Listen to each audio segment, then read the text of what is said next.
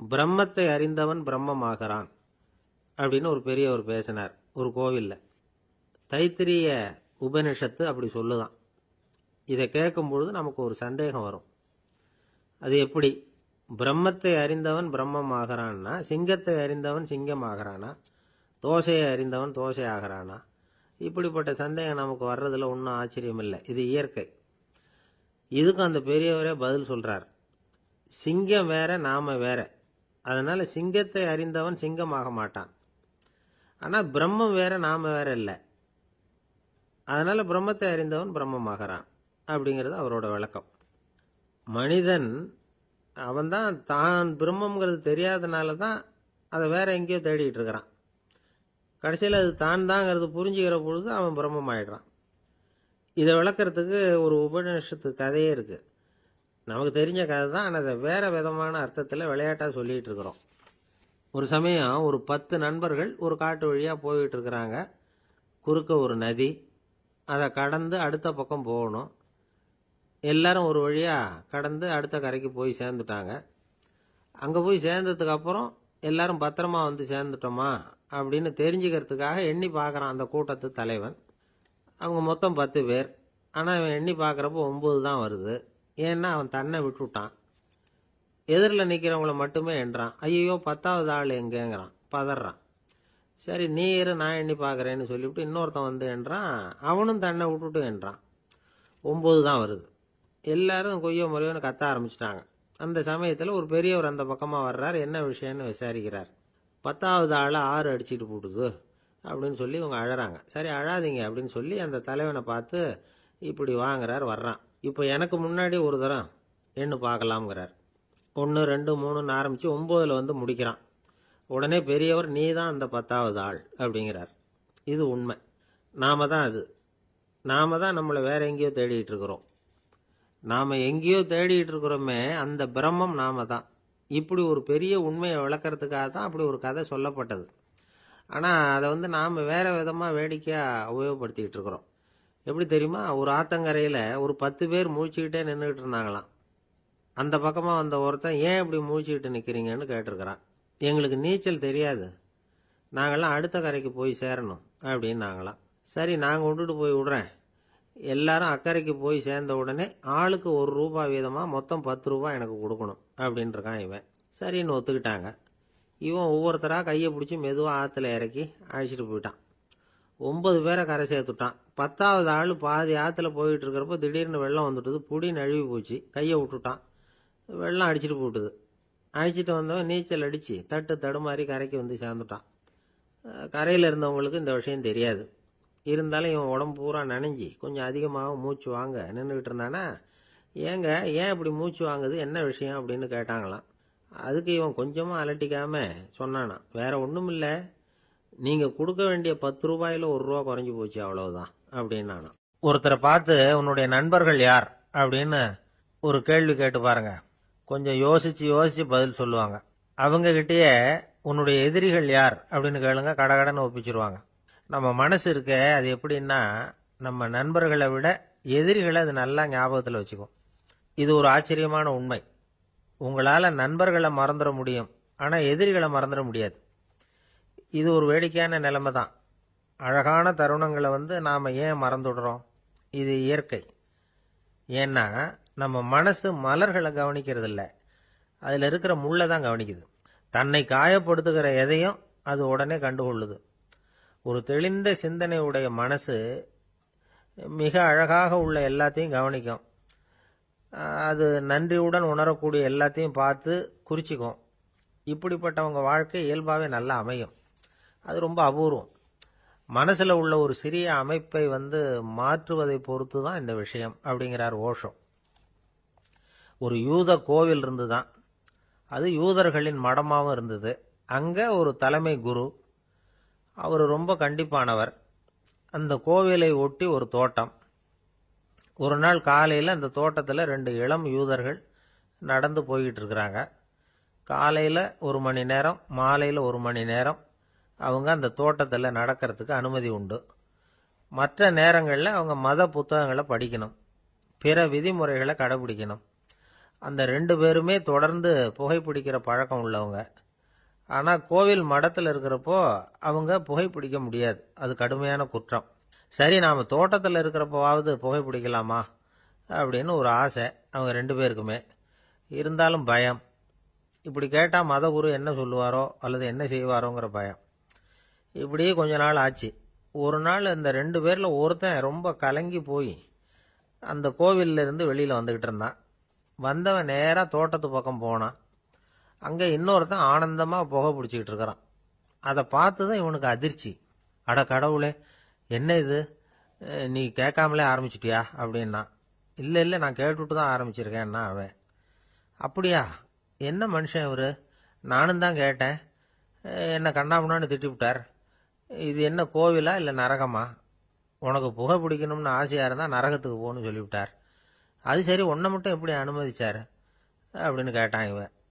அவன் சிரிச்சுக்கிட்டே, நீ எப்படி கேட்ட சொல்லு அப்படின்னா. நாம் இந்த தோட்டத்துக்கு வர அனுமதிக்கப்பட்டிருக்கிறதே ஜபத்துக்காகத்தானே, அதனால் நான் ஜபம் சொல்லும் பொழுது புகை பிடிக்கலாமா அப்படின்னு கேட்டேன். அதுக்கு தான் அவர் சத்தம் போட்டு என்னை அடிக்கவே வந்துட்டார் அப்படின்னா இவன். நீ ஒரு மாதிரியாக கேட்டிருக்க, நான் வேற மாதிரியாக கேட்டிருக்கிறேன். ஜபம் சொல்லும்போது புகை பிடிக்கலாமான்னு நீ கேட்டிருக்க. ஐயா, புகை பிடிக்கும் பொழுது ஜபிக்கலாமா அப்படின்னு நான் கேட்டேன். அதில் தப்பு ஒன்றும் இல்லை அப்படின்னு பதில் சொல்லிட்டார் அப்படின்னா. ஒரு சிறிய மாற்றம்தான், அது மிகப்பெரிய மாறுதலை ஏற்படுத்தி விட்டது. மனசு நல்ல விதமாக சிந்திக்க ஆரம்பிச்சுட்டுதுன்னா மகிழ்ச்சிக்கு பஞ்சம் இல்லை. ஒரு கஞ்சன் ஆற்றுல விழுந்துட்டான். வெள்ளத்தில் தத்தளிச்சுக்கிட்டு இருக்கிறான்.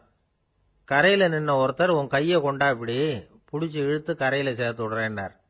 எதையும் கொடுத்து பழக்கம் இல்லாத அவன் கையையும் கொடுக்க மாட்டேன்னுட்டான். இவர் பார்த்தார். உன் கையை கொடுன்னு சொல்றதுக்கு பதிலாக நான் என் கையை கொடுக்குறேன் பிடிச்சிக்கோ அப்படின்னார். அவன் கப்புன்னு பிடிச்சிக்கிட்டான், இழுத்து கரையில் போட்டார். ஒரு தந்தை தன்னோட பிள்ளைய ரொம்ப தைரியசாலியாக வளர்க்கணும்னு ஆசைப்பட்டார். அதுக்காக அவனை கூப்பிட்டு உட்கார வச்சு இப்படி உபதேசம் பண்ணார். இதை பாருப்பா, நான் உன்னாட்டம் இருக்கிறப்போலாம் எதுக்கும் பயப்பட மாட்டேன், ரொம்ப துணிச்சலாக இருப்பேன். ஒரு நாள் ஒரு அப்பாவி எலிய ஒரு பூனை துரத்திட்டு ஓடிச்சு. நான் உடனே என்ன செஞ்சேன் தெரியுமா? அந்த பூனையை பிடிச்சேன், அது வாலில் ஒரு பட்டாசு சரத்தை கட்டினேன், கொளுத்தி விட்டேன், படபடன்னு வெடிக்க ஆரம்பிச்சுட்டுது. அது துள்ளிக்கிட்டு அங்கேயும் இங்கேயும் ஓடி இருக்கு பாரு ஓட்டம், ரொம்ப தமாஷு அப்படின்னார் அப்பா. இப்படி சொல்லிவிட்டு பையனை பார்த்து, இதை கேட்கறதுக்கு உனக்கும் துணிச்சல் வருதா, நான் என்னுடைய செயலை நீ கேட்குறப்போ உனக்கு துணிச்சல் வருதா அப்படின்னு கேட்டார். வருதுன்னா பையன். எப்படின்னா அப்படிங்கிற விவரத்தையும் சொன்னான் அவன். அதாவது, எலியை விரட்டினத்துக்காக பூனை வாலில் பட்டாசு கொளுத்துனீங்க நீங்க, பூனையை விரட்டினத்துக்காக உங்கள் கழுத்தில் பட்டாசு சரத்தை மாட்டினா என்னன்னு தோணுது எனக்கு அப்படின்னா பையன். பையனோட துணிச்சல் அப்பாவே நடுங்க வச்சுட்டுது. அது சரி, ஒரு அப்பா பிள்ளைக்கு இப்படியா உபதேசம் பண்ணுறது?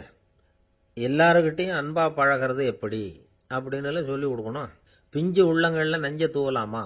ஒரு நாள் விநாயகர் ஒரு பூனையோட விளையாடிக்கிட்டு இருந்தாராம். அப்படி ஆசையாக விளையாடிக்கிட்டு இருந்தப்ப அவரோட கை நகம் தவறுதெல்லாம் பூனையோட முகத்தில் பட்டுட்டு தான். அது ஒரு சின்ன கீறலை உண்டாகி விட்டுது. அப்பா அவர் அதை ஒரு பெருசாக நினைக்கல. கொஞ்ச நேரத்துக்கு அப்புறம் விநாயகர் வீட்டுக்கு வந்தார். அவங்க அம்மா பார்வதி தேவியை பார்த்தார். பார்வதி தேவி கன்னத்தில் விரலால் கீறினது மாதிரி ஒரு அடையாளம் இருந்தது. விநாயகருக்கு அதிர்ச்சி, ஆச்சரியம். நம்ம அம்மா இந்த உலகத்துக்கே தாயார், அப்பேற்பட்ட அவங்க முகத்திலேயே கீறலை உண்டாக்கக்கூடியவங்க யாரா இருக்க முடியும் அப்படின்னு யோசனை பண்ணார். தாயே, உன்னுடைய கன்னத்தில் இந்த வடு எப்படிம்மா ஏற்பட்டதுன்னு கேட்டார். குழந்தாய், இது நீ செஞ்ச காரியம்தான்ப்பா, உன்னுடைய கை நகம் கீறினதுனால ஏற்பட்ட வடு தான் இது அப்படின்னாங்க அவங்க. விநாயகர் திடுக்கிட்டு போட்டார். எப்படிம்மா அது? நான் எந்த காலத்துலேயும் ஒன்று அப்படி கீறினதாக எனக்கு நினைவு இல்லையே அப்படின்னார். இன்னைக்கு காலையில் ஒரு பூனையை கீறினதை நீ மறந்துட்டியா அப்படின்னாங்க அந்த அம்மா. விநாயகர் திகைச்சு போய் நின்னார். பார்வதி தேவி சொன்னாங்க, இதை பார்ப்பா, இந்த உலகத்தில் இருக்கக்கூடிய எல்லா உயிர்கள்லேயும் நான் இருக்கிறேன், நான் தான் இந்த உலகமாக ஆகியிருக்கிறேன். ஆகையினால நீ யாரை துன்புறுத்தினாலும் அது உண்மையிலேயே என்ன துன்புறுத்தினதாக தான் வந்து முடியும் அப்படின்னாங்க. விநாயகர் மனசுக்குள்ள ஒரு வெளிச்சம் ஏற்பட்டு தான். அதுக்கப்புறம் அவர் யாரையுமே கல்யாணம் பண்ணிக்காததுக்கு அதுதான் காரணமா. இந்த உலகத்தில் எல்லாரையும், இங்கே இருக்கிற எல்லாத்தையும் தாயின் வடிவமாக அவர் பார்க்க ஆரம்பிச்சிட்டாராம். குருதேவர் ராமகிருஷ்ணர் இந்த கதையை எடுத்து சொல்லியிருக்கிறார். நபிகள் நாயகம் ஒரு தடவை ஒரு நாற்காலியில் உட்காந்து என்னமோ யோசனை பண்ணிட்டு இருந்திருக்கிறார். அப்போ அவரோட உடையில ஒரு கீழ்ப்பகுதி தரையில் படிஞ்சு கிடந்திருக்குது. அங்கே விளையாடிக்கிட்டு இருந்த ஒரு பூனை அது மேலே வந்து படுத்து தூங்கி போச்சு. தொழுகை செய்ய வேண்டிய நேரம் வந்துட்டது. நபிகள் நாயகம் எழுந்திருக்க பார்த்தார். அப்போதான் பூனை தன்னோட உடை மேலே படுத்து தூங்கிட்டு இருக்கிறது கண்ணில் படுது. பூனையோட தூக்கத்தை கலைக்க விரும்பல அவர். தன்னுடைய சகோதரியை கூப்பிட்டார். ஒரு கத்திரிக்கோல் எடுத்துட்டு வர சொன்னார். பூனை படுத்திருந்த உடை பகுதி மட்டும் இருக்குல்ல, அதை மட்டும் அதோட கத்திரிச்சு விட்டுட்டு அதுக்கப்புறம் அவர் எழுந்திரிச்சு தொழுகைக்கு போனாராம். அதாவது பிற உயிர்கள் கிட்ட எப்படி அன்பு காட்டணுங்கிறத பெரியவங்க எவ்வளவோ விதத்தில் நமக்கு எடுத்து காட்டியிருக்கிறாங்க. இருந்தாலும் எத்தனை பேர் மனசில் அதெல்லாம் உரைச்சிருக்குது. நாமளும் நம்ம ட்ரெஸ்ஸு மேலே ஒரு பூனை படுத்திருந்தா ஒரு கத்திரிக்கோலை தான் தேடுவோம், எடுத்துகிட்டு வர சொல்லுவோம். துணியை வெட்டுறதுக்கு பதிலாக இல்லை அதோட வாழை வெட்டினா என்ன அப்படின்னு தோணும். ஒரு ஆள் ரொம்ப பிரியமாக ஒரு பூனையை ஆற்றுல குளிப்பாட்டிக்கிட்டு இருந்தானா. எப்படி? அந்த பூனையை ஆற்று தண்ணியில் அமுக்கி அமுக்கி குளிப்பாட்டிக்கிட்டு இருக்கிறான். அந்த வழியாக போன பெரியவர் ஒருத்தர் இதை பார்த்தார். இதை பார்ப்பா, பூனையை அது மாதிரி ஆற்று தண்ணியில் அமுக்கி குளிப்பாட்டாத, மூச்சு திணறி செத்து போடும் அப்படின்னு அட்வைஸ் பண்ணார். நீ போய் அவன் வேலையை பார்த்துக்கிட்டு, எனக்கு எல்லாம் தெரியும்னா இவன். சரின்னு அவர் போயிட்டார். கொஞ்ச நேரம் கழித்து அவரே அந்த வழியாக திரும்பி வந்துக்கிட்டு இருந்தார். ஆற்றுல பூனையை குளிப்பாட்டிக்கிட்டு இருந்தவன் அழுதுகிட்டு உட்காந்துருக்கிறான். பக்கத்தில் அந்த பூனை செத்து கிடக்குது. இதை பார்த்தார் பெரியவர். நான் தான் அப்போவே சொன்னேனே அந்த பூனையை ஆற்றுல நினைக்காதேன்னு, அதை கேட்டிருந்தா இப்படி ஆயிருக்குமா அப்படின்னார். அந்த ஆள் கோபமாக இவரை முறைச்சி பார்த்தான். அட போய்யா, இந்த பூனை ஆற்றுல குளித்ததுனால ஒன்றும் செத்து போகல, குளித்ததுக்கு அப்புறம் அதோட உடம்பு ஈரமாக இருக்குதுன்னு அதை புழிஞ்சேன், அதனால தான் இப்படி ஆயிட்டுது அப்படின்னு நானா. உலகத்தில் எது எதுக்கோ ஆராய்ச்சி கூடங்கள் இருக்குதுல்ல, அது மாதிரி தூக்கத்தை பற்றி ஆராய்ச்சி பண்ணுறதுக்கு ஒரு ஆராய்ச்சி கூடம் இருக்குது. அப்படி ஆராய்ச்சி பண்ணணும்னா அதுக்கு மூழ்கிக்கிட்டு இருக்கணும்ல. அதனால தான் அந்த ஆராய்ச்சி கூடம் இங்கே இல்லை. அமெரிக்காவில் பாஸ்டன் பல்கலைக்கழக மருத்துவமனையில் அது இருக்குது. அங்கே தூக்கத்தை பற்றி பலவிதமான ஆராய்ச்சிகள் பண்ணிகிட்டு இருக்கிறாங்க. அந்த ஆராய்ச்சி கூடத்தில் இயக்குனராக இருக்கிற ஒரு நிபுணர் அவர் என்ன சொல்கிறார் தெரியுமா? உங்களுக்கு தூக்கம் வரலையா, நீங்கள் நல்லா தூங்குறதுக்கு தாராளமாக சில யோசனைகளை என்னால் சொல்ல முடியும் அப்படிங்கிறார். யோசனை தானே, காசா பணமாக கேட்டு வச்சுக்கலாமே. உணவு, மனநிலை, தூங்கும் இடத்தோட சூழ்நிலை, படுக்கைக்கு செல்றப்போ உள்ள பழக்க வழக்கங்கள், இது காரணமாக ஒருத்தருக்கு தூக்கம் வராமல் போகலாம். தூக்கம் வராததுக்கு இதுதான் காரணம்னா அதையெல்லாம் சுலபமாக கட்டுப்படுத்தலாங்கிறார் அவர். தூக்கத்தை வரவழைக்கக்கூடிய ஒரு நல்ல மருந்து உடற்பயிற்சி. ஆனால் ஒன்று, படுக்க போகிற நேரத்தில் இது மாதிரி உடற்பயிற்சிகள் எல்லாம் செய்யக்கூடாது. கொஞ்சம் முன்னாடி பகல்லையே இந்த பயிற்சிகளை செய்கிறது நல்லது. தூக்கம் வராமல் அவதிப்படுறவங்க பிற்பகல் நேரங்களில் காஃபி, டீ இது மாதிரி பானங்களை சாப்பிடக்கூடாது. மது அருந்துறது கூட தூக்கத்தை பாதிக்கும். வெது வெதுப்பான நீரில் குளிக்கிறது, தியானத்தில் ஈடுபடுறது, ஓய்வாக இருக்கிறது, படுக்கிறது, அதாவது படுக்கிறதுக்கு முன்னாடி ஒரு குவளை பால் சாப்பிட்றது, இதெல்லாம் தூக்கத்தை வரவழைக்கிறது ரொம்ப உதவியாக இருக்கும். இன்னொரு விஷயம் என்னென்னா, தூங்கி ஆகணுமேங்கிற கவலை வேண்டியதில்லை. அப்படி நினச்சி கவலைப்படுறதை விட்டுடணும். தூக்கம் வரலையா, உடனே படுக்கையை விட்டு எழுந்திருக்க வேண்டியது. வெளியில் வாங்க, வேறு ஏதாவது வேலையில் ஈடுபடுங்க, கொஞ்சம் நேரம் உலாவுங்க, அல்லது ஏதாவது ஒரு புஸ்தகத்தை எடுத்து படிங்க. களைப்பு ஏற்பட்டால் மறுபடியும் படுக்கைக்கு போங்க, தூக்கம் தானே வந்துடும். ஒரு விஷயத்தை மட்டும் நல்லா ஞாபகத்தில் வச்சுக்கணும். படுக்கைக்கு போகிறப்போ உங்கள் மற்ற எல்லா பிரச்சனைகளையும் மறந்துடணும். அது எப்படி சார் முடியும், அந்த நேரம் தானே எல்லா பிரச்சனையும் வரிசையாக ஞாபகத்துக்கு வருது அப்படின்னு நாம் நினைக்கலாம். ஆனால் பழக்கத்தில் அதை நாம் மாற்றிக்க முடியும். கொஞ்சம் முயற்சி பண்ணணும், அவ்வளோதான். இது எல்லாமே ஆராய்ச்சி பண்ணி பார்த்துட்டு அந்த நிபுணர் சொல்கிற கருத்து தான். இன்னொரு விஷயமும் அவர் சொல்கிறார். அது என்னென்னா, உடல் கோளாறு காரணமாக தூக்கம் வராமல் அவதிப்படுறவங்களுக்கெல்லாம் இந்த யோசனைகள் சரியாக வராது அப்படிங்கிறார். அதுக்கெல்லாம் மருத்துவ சிகிச்சை கொடுத்து தான் சரி பண்ணணும். சில பேருக்கு நடு ராத்திரியில் மூச்சு திணறல் ஏற்பட்டு தூக்கம் வராமல் போயிடும். ஊரெல்லாம் தூங்குறப்ப தான் மட்டும் தூங்காமல் மூழ்கிட்டு இருக்கிறது, ஊரெல்லாம் மூழ்கிட்டு இருக்கிறப்போ தான் மட்டும் தூங்குறது, இது மாதிரி கோளாறுகளால் சில பேர் பாதிக்கப்படலாம்.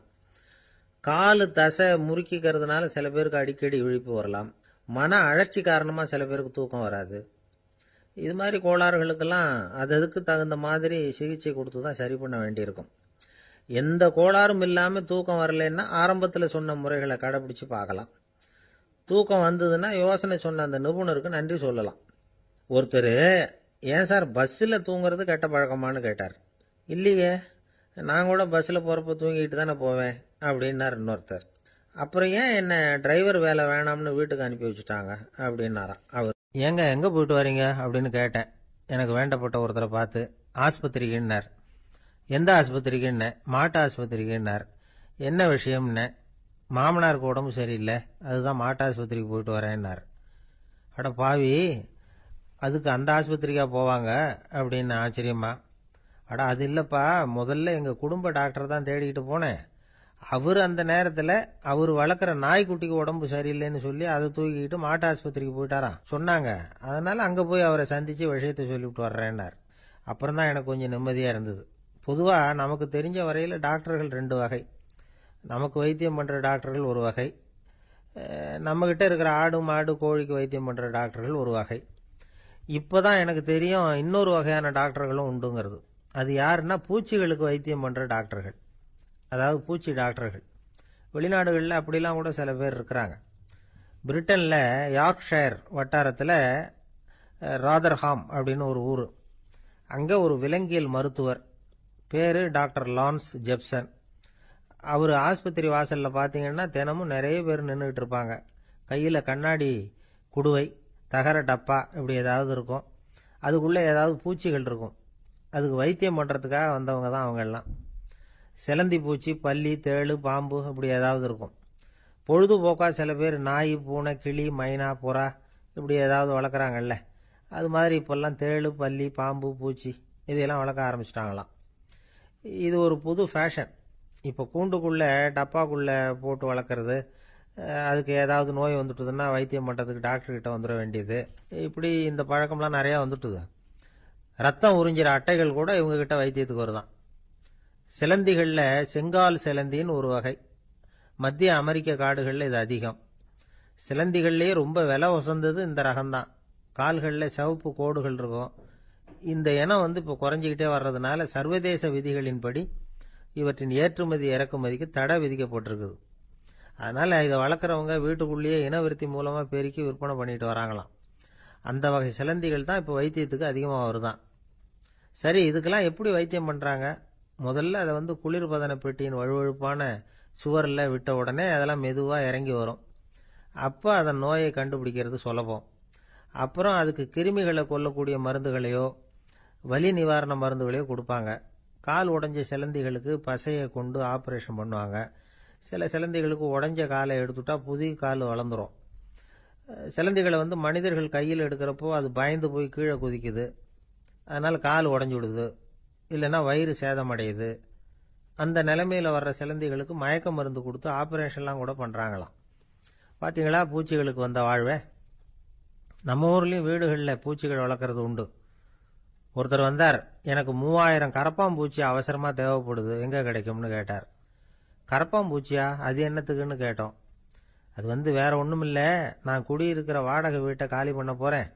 வீட்டு சொந்தக்காரர் என்ன சொல்கிறாருன்னா, இந்த வீட்டுக்கு நான் குடி வந்தப்போ எப்படி இருந்ததோ அதே நிலைமையில் விட்டுட்டு போகணும்னு வீட்டுக்காரர் சொல்லியிருக்கிறார், அதனால தான் கேட்டேன் அப்படின்னார். ஒருத்தர் அவசரமாக போய்கிட்டு இருந்தார். எங்கே போய்கிட்டு இருக்கீங்க அப்படின்னு கேட்டார் ஒரு பெரியவர். கடைக்கு போகிறேன் சார், சாமான் வாங்கிறதுக்கு அப்படின்னார். அங்கே போகிறதுக்கு முன்னாடி தெரிஞ்சிக்க வேண்டியதெல்லாம் தெரிஞ்சுக்கிட்டீங்களா அப்படின்னு கேட்டார் பெரியவர். கடைக்கு போய் காசை கொடுத்து ஒரு பொருளை வாங்கிட்டு வரப்போகிறோம், இதில் தெரிஞ்சிக்க வேண்டியது என்ன இருக்குது அப்படின்னார் அலட்சியமாக. இப்போ அந்த பெரியவர் பேச ஆரம்பித்தார். இந்த உலகத்தில் எந்த ஒரு செயலில் இறங்குறப்பவும் நாம் நல்லா ஆலோசனை பண்ண வேண்டிய விஷயம் 5 அப்படின்னார். உதாரணமாக, ஒருத்தன் கடைக்கு போய் ஏதோ ஒரு பொருளை வாங்கிட்டு வர போகிறான்னு வச்சுக்கங்களேன். அப்போ கூட அவன் 5 விஷயங்களை பற்றி தெரிஞ்சுக்க வேண்டியிருக்குது அப்படிங்கிறார் அவர். முதல்ல அந்த பொருள் எப்படிப்பட்டது அப்படிங்கிறத தெரிஞ்சுக்கணும். ரெண்டாவதாக தன்னை பற்றியும் தெரிஞ்சுக்கணும். அப்போ தான் அந்த பொருள் தனக்கு தேவையா இல்லையா அப்படிங்கிறத புரிஞ்சுக்க முடியும். மூணாவதாக தெரிஞ்சுக்க வேண்டியது ஒன்று இருக்குது. அது என்னன்னா, அந்த பொருளை அடையறதுக்கு வழி என்ன அப்படிங்கிறத தெரிஞ்சுக்கணும். அதாவது எவ்வளவு பணம் கொடுத்தா அது கிடைக்கும், இது மாதிரியான விஷயங்கள். நாலாவதா, அந்த பொருளை அடையிறது மூலமாக நாம் அடையக்கூடிய பயன் என்ன அப்படிங்கிறதையும் உணரணும்.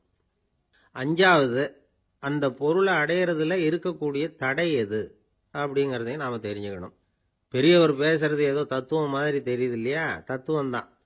அதாவது இப்படி உலகியல் வாழ்க்கையில் சின்ன சின்ன விஷயங்கள்லேயே நாம் 5 விஷயங்களை தெரிஞ்சுக்க வேண்டியிருக்குது. அது ரொம்ப அவசியமாக இருக்குது. பேரின்ப நிலைன்னு சொல்கிறாங்கல்ல, அது மாதிரி பெரிய சமாச்சாரங்கள்லேயும் இந்த 5 விஷயங்களை நாம் தெரிஞ்சுக்க வேண்டியிருக்குது. அதுக்கு பேர் என்னன்னா அர்த்த பஞ்சகம். வைணவ சமயத்தில் அர்த்த பஞ்சகம்ங்கிறது ரொம்ப பெரிய விஷயம்.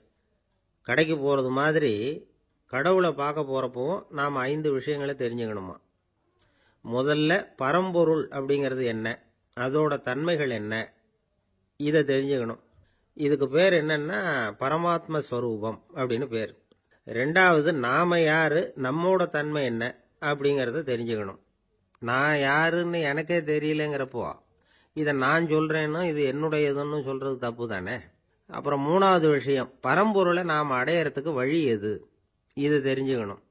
இது உபாய ஸ்வரூபம் அப்படின்னு பேர். நாலாவது விஷயம், நாம் அடைய வேண்டிய பயன்கள் என்ன அப்படிங்கிறத தெரிஞ்சுக்கிறது. இதுக்கு புருஷார்த்தம் அப்படின்னு பேர். அஞ்சாவது, அந்த பயனை அடைய விடாமல் தடுக்கிற தடைகள் யாவை அப்படிங்கிறத தெரிஞ்சுக்கிறது. இது விரோதி ஸ்வரூபம். இதைத்தான் தடையியல் அப்படின்னு சொல்றாங்க. அதாவது பரமாத்மாவை பற்றிய அறிவு, ஜீவாத்மாவை பற்றிய அறிவு, உபாயம் பற்றிய அறிவு, புருஷார்த்தம் பற்றிய அறிவு, இந்த 4 அறிவுக்கும் எதிரடையா, அதாவது அதையெல்லாம் தப்பா புரிஞ்சுக்கிறதால உண்டாகக்கூடிய அறிவு விரோதி ஸ்வரூபம். என்ன இது தகவல்ல ஏதாவது கதை சொல்லுவீங்கன்னு பார்த்தா ஏதோ தத்துவம் பேசிக்கிட்டு இருக்கிறீங்களே அப்படின்னு நினைக்கலாம். இதுவும் தெரிஞ்சுக்க வேண்டிய ஒரு பெரிய விஷயம்தான். காதில் போட்டு வச்சா எப்போவாவது உபயோகப்படும். என்னுடைய நண்பர் ஒருத்தர் ஒரு நாள் என்கிட்ட சொன்னார், சார், அடுத்த மாதம் தஞ்சாவூரில் ஒரு கல்யாணம், போகிறதா வேண்டாமா அப்படின்னு ஒரே குழப்பமா இருக்கு அப்படின்னார். நான் உடனே இந்த அர்த்த பஞ்சக உபதேசம் பண்ண ஆரம்பித்தேன். அவர் எல்லாத்தையும் பொறுமையாக கேட்டுவிட்டு, சரி சார், நான் போகிறதுன்னு முடிவு பண்ணிவிட்டேன்னார். எப்படி இந்த முடிவுக்கு வந்தீங்க அப்படின்னு கேட்டேன். அவர் சொன்னார், சார், அந்த 2வது பாயிண்ட் ஒன்று சொன்னீங்களே, அதை புரிஞ்சுக்கிட்டதுக்கு அப்புறம்தான் இந்த முடிவுக்கு வந்தேன் அப்படின்னார். என்ன 2வது பாயிண்ட்டுன்னு? அதாவது தன்னை பற்றி புரிஞ்சுக்கணும் அப்படின்னு சொன்னீங்க. உடனே என்னை பற்றி புரிஞ்சுக்கிட்டேன், நான் யாருங்கிறது எனக்கு தெரிஞ்சுது, உடனே போகிறது தான் நல்லதுன்னு முடிவு பண்ணிவிட்டேன்னார். நீங்கள் யாருன்னு கேட்டேன். நான் தான் சார் அந்த கல்யாணத்தில் தாலி கட்ட வேண்டிய மாப்பிள்ளை அப்படின்னார். ஒரு ஆள் ராமகிருஷ்ணரை தேடி வந்தான். அவன் கையில் 1000 பொற்காசுகள் வச்சுருந்தான். அதை அவர்கிட்ட கொடுத்து இதை ஏற்றுக்கணும் அப்படின்னு ரொம்ப பணிவாக கேட்டுக்கிட்டான். அவர் பார்த்தார், இது எனக்கு தேவையில்லை, ஆனாலும் உன்னுடைய மனசை புண்படுத்துறதுக்கு நான் விரும்பலை, அதனால் நீ கொடுக்கறத வாங்கிக்கிறேன்னார். வாங்கிக்கிட்டார். அப்புறம் கேட்டார், இதை பாரு, இனிமே இதெல்லாம் என்னுடையது தானே அப்படின்னார். ஆமாம், அதையெல்லாம் நான் உங்களுக்கே கொடுத்துட்டேன். அவன், சரி, இப்போ நீ எனக்காக ஒரு காரியம் பண்ணணும்னார். என்ன செய்யணும்னு சொல்லுங்கன்னா, இந்த நாணயங்களையெல்லாம் எடுத்துக்கிட்டு போய் கங்கை நதியில் எரிஞ்சிட்டு வா அப்படின்னார். இவனுக்கு அதிர்ச்சியாக போச்சு. என்ன பண்ணுறது, இனிமேல் அது முடியாதுன்னு சொல்ல முடியாது. ஏன்னா அந்த நாணயங்களையெல்லாம் அவருக்கே கொடுத்துட்டான். இனிமேல் அதெல்லாம் இவனுடையது இல்லை. பேசாமல் அவ்வளவையும் அள்ளிக்கிட்டு ஆத்தங்கரைக்கு போனான். போனவன் ரொம்ப நேரம் திரும்பியே வரல. ராமகிருஷ்ணருக்கு சந்தேகம், என்ன ஆச்சு அந்த மனுஷனுக்கு, காசுகளோடு அந்த கங்கையில் குதிச்சுட்டானா, போகும்பொழுதே ஒரு மாதிரியாக தான் போனான், போய் என்னன்னு பார்த்துட்டு வாங்க அப்படின்னார். அங்கே இருந்த ஒருத்தர் ஓடி போய் பார்த்தார். அவர் போய் பார்க்கும்பொழுது அவன் அங்கேயே இருந்தான். அதுக்கப்புறம் அவர் திரும்பி வந்தார். விவரத்தை சொன்னார். அதாவது அவன் கங்கை கரையில் உட்காந்துக்கிட்டு ஒவ்வொரு நாணயமாக 1, 2ன்னு எண்ணி எண்ணி வீசிக்கிட்டு இருக்கிறான். அவனை சுற்றி ஒரு கும்பல் நின்றுக்கிட்டு அவனை தடுத்துக்கிட்டு இருக்குது அப்படின்னு விவரத்தை சொன்னார் போயிட்டு வந்தவர். இதை கேட்டதும் ராமகிருஷ்ணரே புறப்பட்டு அங்கே போனாராம். என்ன இப்படி பண்ணிகிட்டு இருக்கிற, நான் உன்னை அந்த நாணயங்களை கங்கையில் வீசி எறிய சொன்னேன், நீ ஏன் அதை எண்ணிக்கிட்டு இருக்கிற அப்படின்னார். பழக்கம்தான் காரணம், நான் ஒவ்வொரு நாளும் ஒவ்வொன்றா சேமித்து வச்சேன், இன்றைக்கி என்கிட்ட நிறைய இருக்குது, உங்களுக்கு ஒரு 1000 நாணயங்களை கொடுக்கணுங்கிறது என்னோட ஆசை அப்படின்னா. இப்போ ராமகிருஷ்ணர் சொன்னார், ஒரே நேரத்தில் எல்லாத்தையும் சம்பாதிச்சிருந்தா நீ எண்ணுறது பொருத்தமாக இருக்கும். எல்லாத்தையும் இழக்கும்போது ஒவ்வொன்றா எண்ணிக்கிட்டு இழக்கிறதுங்கிறது சரியான செயல் இல்லை. அதனால் ஒரே தடவையாக எல்லாத்தையும் தூக்கி எறிஞ்சிடும் அப்படின்னார். இது இழப்பது அப்படிங்கிற ஒரு உயர்ந்த நிலை. இதை நாம் யதார்த்த வாழ்க்கையில் சம்மந்தப்படுத்தி பார்த்து குழப்பிக்கிட்டு இருக்கக்கூடாது. இழக்கிறேன்னு சொல்லிக்கிட்டு இருக்கிற காசையெல்லாம் ஆற்றுலையும் குளத்துலையும் கொண்டு போய் எரிஞ்சிட்டு வாங்க அப்படின்னு உபதேசம் பண்ணுறதாக யாரும் நினச்சிடக்கூடாது. இதில் நாம் புரிஞ்சுக்க வேண்டியது என்னன்னா, எதையாவது ஒன்றை இன்னொருத்தருக்கு கொடுக்கணும் அப்படின்னு விருப்பப்பட்டா அதை மனப்பூர்வமாக கொடுத்துடணும். கொடுத்துட்டு அதையே நினச்சிக்கிட்டு இருக்கக்கூடாது. நம்மால் ஒருத்தர் ஒரு 100 ரூபாய் நோட்டை தன்னுடைய நண்பர் ஒருத்தர்கிட்ட கொடுத்து, இது உனக்கு தான் வச்சுக்கோ அப்படின்னார். அவர் பார்த்தார். இது இனிமே எனக்கு தானே சொந்தம் அப்படின்னார். ஆமான்னார் அவர். அப்படின்னா எனக்காக நீ ஒரு உதவி செய்யணும்னார். சொல்லுங்க செய்கிறேன்னார் அவர். இந்த 100 ரூபாய் நோட்டை தீ வச்சு கொளுத்தி விடுனார். இவர் அதிர்ச்சியாகி அவரை பார்த்தார். இப்போ அவர் சொன்னார், நீ எனக்கு அன்பா கொடுத்தது இது, இந்த நோட்டு கள்ள நோட்டுங்கிறது எனக்கு முன்னாடியே தெரியும், சீக்கிரம் கொளுத்தி விடு, அதுதான் நம்ம 2 பேருக்குமே நல்லது அப்படின்னாராம் அவர். ஒரு ஊரில் ஒரு ஆள் இருந்தான். அவனுக்கு ஒரே ஒரு மகள். அவளை நல்ல இடத்துல கட்டி கொடுக்கணும்னு ஆசைப்பட்டான். அதுக்காக மாப்பிள்ளை தேடிட்டு இருந்தான். அவன் கொஞ்சம் வசதியான ஆள், அதனால் நிறைய பேர் வந்தாங்க. இருந்தாலும் ஒரு நல்ல குணமுள்ள மாப்பிள்ளையாக இருக்கணும் அவன் எதிர்பார்த்தான். அப்படி இருக்கணும்னு தொடர்ந்து முயற்சி பண்ணான். கடைசியாக ஒரு 3 பேர் கிடைச்சாங்க. அந்த 3 பேரில் யாரை தேர்ந்தெடுக்கிறது, இதுதான் அவனுக்கு வந்த குழப்பம். இந்த நிலைமையில் ஒரு பெரியவரை தேடி போனான். அவர்கிட்ட தன்னுடைய பிரச்சனையை சொன்னான். அவர் கொஞ்சம் யோசனை பண்ணார். அதுக்கப்புறம் 3 பேரையும் கூப்பிட்டார். இதை பாருங்கப்பா, உங்கள் 3 பேருக்கும் 3 மாத கால அவகாசம் தர்றேன். நீங்கள் இப்போ போகலாம். 3 மாதம் கழித்து திரும்பி வரலாம். அப்படி வரும்பொழுது இந்த 3 மாத காலத்தில் நீங்கள் செஞ்ச நல்ல காரியம் ஏதாவது ஒன்று சொல்லணும். அதை வச்சு உங்களில் ஒருத்தரை நாங்கள் தேர்ந்தெடுத்துக்கிறோம் அப்படின்னு சொன்னாராம். 3 பேரும் சரின்னு சொல்லிவிட்டு திரும்பி போயிட்டாங்க. 3 மாதம் ஆச்சு. அதுக்கப்புறம் ஒரு நாள் திரும்பி வந்தாங்க. அவர் அவங்கள கூப்பிட்டு உட்கார வச்சார். அப்புறம் கேட்டார், இப்போ சொல்லுங்கள், இந்த 3 மாத காலத்தில் நீங்கள் செஞ்சிருக்கிற ஏதாவது ஒரு நல்ல காரியத்தை சொல்லுங்க அப்படின்னார். முதல்ல ஒருத்தன் எழுந்திருச்சு நின்னான். ஐயா, எங்கள் அப்பா இறந்த பிறகு அவரோட கணக்கு வழக்குகளை எடுத்து பார்த்துக்கிட்டு இருந்தேன். அவர் ஒரு வியாபாரிகிட்ட 10,000 ரூபா கடன் வாங்கியிருக்கிறதாக எழுதியிருந்தார். அந்த வியாபாரியும் இப்போ உயிரோடு இல்லை. இருந்தாலும் அந்த வியாபாரியோட மகனை தேடி கண்டுபிடிச்சேன். கணக்கு புத்தகத்தை காட்டினேன். எங்கள் அப்பா உங்கள் அப்பா கிட்ட 10,000 ரூபா கடன் வாங்கியிருக்கிறதாக இதை எழுதியிருக்கிறார். அதனால் அதை திருப்பி கொடுக்கறதுக்காக வந்திருக்கிறேன். இந்தாங்க அந்த பணம் அப்படின்னு சொல்லி கொடுத்துட்டு வந்துட்டேன் அப்படின்னு நானாம். இதை பெரியவர் கவனமாக கேட்டுக்கிட்டார். அதுக்கப்புறம் 2வது இளைஞன் எழுந்திருச்சான். ஐயா, நான் போன மாதம் ஒரு நாள் ராத்திரி வேளையில் ஒரு காட்டுப்பாதை வழியாக எங்கள் ஊருக்கு போய்கிட்டு இருந்தேன். அந்த சமயத்தில் அந்த வழியாக வந்துக்கிட்டு இருந்த ஒரு வழிப்போக்கர்கிட்ட 4-5 திருடர்கள் வம்பு வளர்த்து அவர்கிட்ட இருந்த பொருளை எல்லாம் கொள்ளையடிச்சிக்கிட்டு இருந்தாங்க. நான் உடனே ஒரு குச்சியை எடுத்துகிட்டு ஓடினேன். அந்த திருடர்களை அடித்து விரட்டினேன். பொருளை எல்லாம் மீட்டு அந்த வழிப்போக்கர்கிட்ட ஒப்படைச்சேன். அவரை பத்திரமா அழைச்சிட்டு போய் அவர் வீட்டில் விட்டுட்டு வந்தேன் அப்படின்னு நானும். இதையும் பெரியவர் கவனமாக கேட்டுக்கிட்டார். அடுத்தபடியாக 3வது இளைஞன் எழுந்திருச்சான். ஐயா, போன மாதம் ஒரு நாள் நான் ஒரு மலைப்பாதை வழியாக போய்கிட்டு இருந்தேன். மலைப்பாதை விளிம்பில் ஒரு மதகு கட்டை, அது மேலே ஒரு ஆள் படுத்து தூங்கிட்டு இருந்தான். அந்த பக்கம் தவறி உருண்டு விழுந்திருந்தான்னா அதில் பாதாளம். அது மலையடி வாரத்தில் போய் தான் விழணும், அவ்வளவு பள்ளம். அது தெரியாமல் அவன் பாட்டுக்கு தூங்கிட்டு இருந்தான். நான் உடனே அவன்கிட்ட ஓடி போய் குனிஞ்சு அவன் முகத்தை பார்த்தேன். அப்போ தான் புரிஞ்சுது, அவன் ஏற்கனவே எனக்கு தெரியும். அவனை எனக்கு நிறைய கெடுதல் பண்ணியிருக்கிறான், இடைஞ்சல் கொடுத்தவன். இருந்தாலும் ஐயோ பாவம்னு நினச்சி அவனை எழுப்பி பாதுகாப்பாக வேற ஒரு இடத்துல படுக்க வச்சுட்டு வந்தேன் அப்படின்னு நானா. பெரியவர் இதையும் கேட்டுக்கிட்டார். அதுக்கப்புறம் அவங்க 3 பேரையும் பார்த்து, நீங்கள் போகலாம், நாங்கள் யோசித்து முடிவு பண்ணி உங்களுக்கு சொல்லி அனுப்புகிறோம் அப்படின்னாராம். அந்த இளைஞர்கள் புறப்பட்டு போயிட்டாங்க. அதுக்கப்புறம் அந்த பெண்ணோட அப்பாவை பார்த்து சொன்னார், இந்த 3 பேருமே நல்ல பிள்ளைங்க தான், அதில் ஒன்றும் சந்தேகம் இல்லை. இருந்தாலும் இந்த 3 பேர் செஞ்ச செயல்களையும் ஒப்பிட்டு பார்க்க வேண்டியிருக்கு. முதல் இளைஞன் நேர்மைக்கு எடுத்துக்காட்டாக விளங்குறான். இந்த காலத்தில் இது மாதிரி இளைஞர்களை பார்க்கறது ரொம்ப கஷ்டம்தான். இருந்தாலும் அவன் கடமையை தான் செஞ்சான். 2வது இளைஞன் நல்ல வீரன், தைரியசாலி. ஒரு வீரன் எதை செய்யணுமோ அதைத்தான் இவன் செஞ்சான்.